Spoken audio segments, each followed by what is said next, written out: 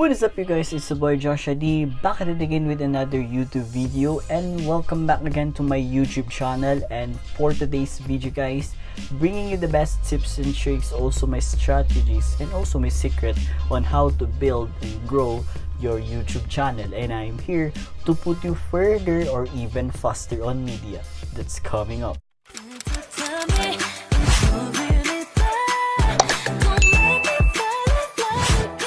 If you are new here to my channel, consider subscribing.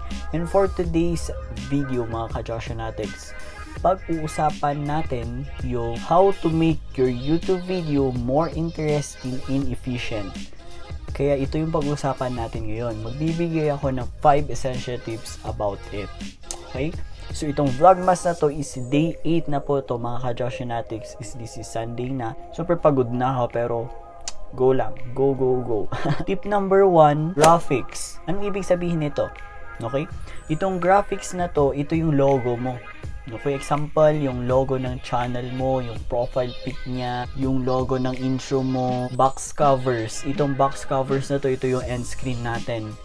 Kapag nag-end ng video natin is meron siyang 10 seconds na drop, hikayat yung audience ko na pumunta pa sa other content ko. Most importantly is yung transition. Itong transition na to, yung kapag nasa outside ka, gumagawa ka ng mga transition na kung ano-ano. Basta maganda sa mata. Lalo na kapag nag-vlog ka outside, dapat may transition yan. Kasi sa akin, panay transition ko is yung montage ko, yung kamay, then yung sideways, tapos yung side ulit, ganun. Yung kaning ginagawa kong mga transition ng mga basic transition, dapat meron ka nun. Tip number 2 is music, background music. Itong background music na to is searchable siya dito sa YouTube at saka sa audio, YouTube library, dito mismo sa YouTube.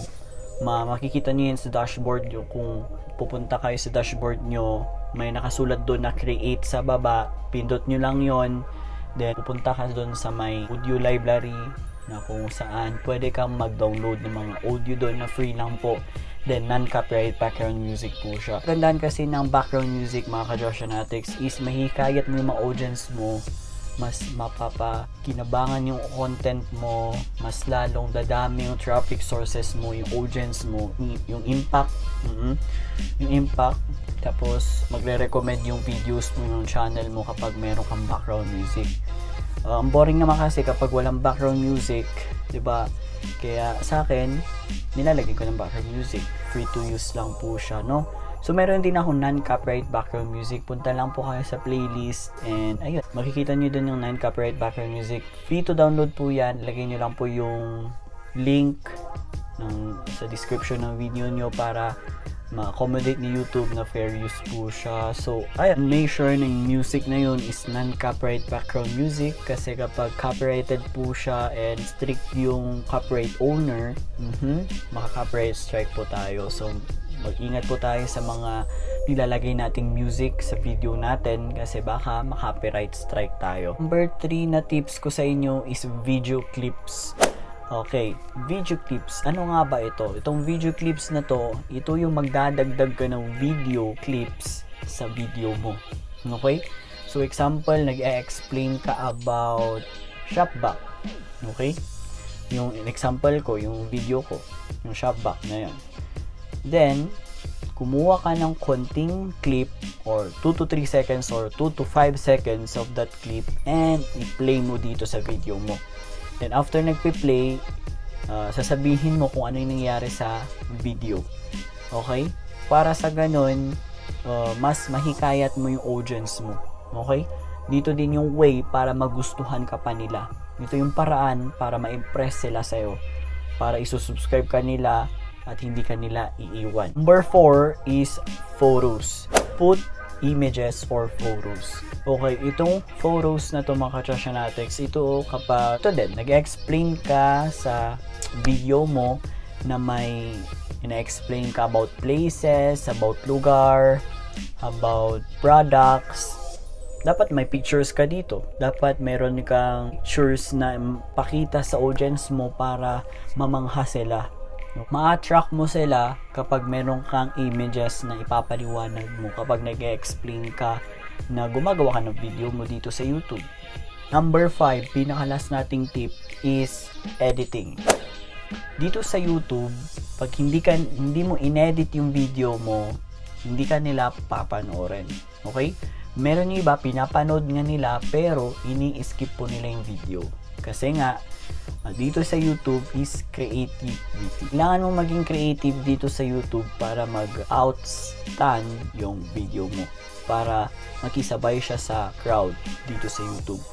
Pag maganda kasing editing skills mo, tulad yung editing ni Ate Pamela Swing, super ang galing niya mag-edit at sobrang nakaka-inspire. Kasi grabe yung editing niya, talagang professional at grabe, wala akong masabi kay Ate Pam. So ayun, kailangan nating i-edit yung video natin para sa ganun ma-interest yung mga manonood sa atin, lalo na yung mga dead space sa video mo.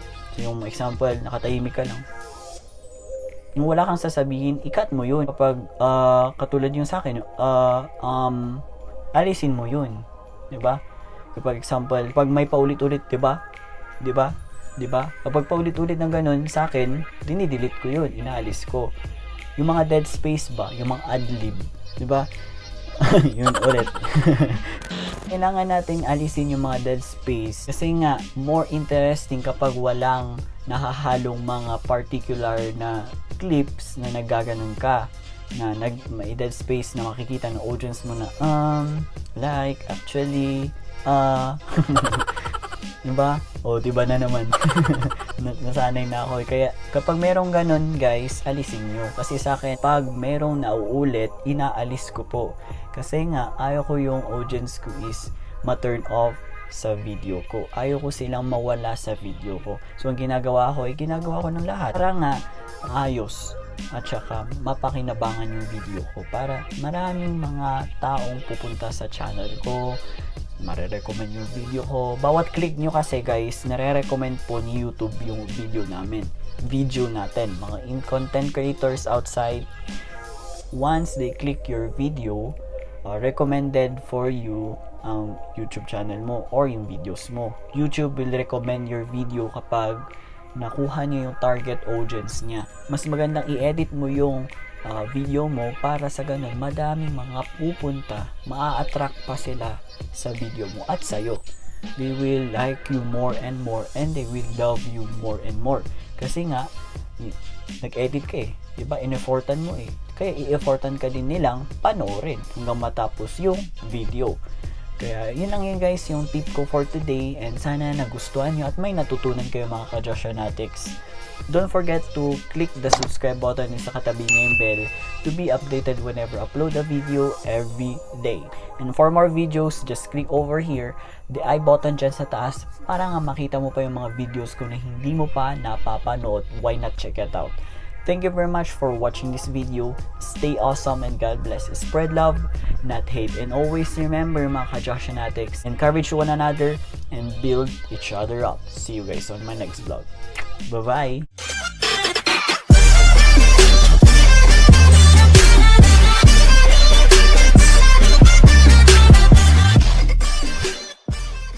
What we do here is go back.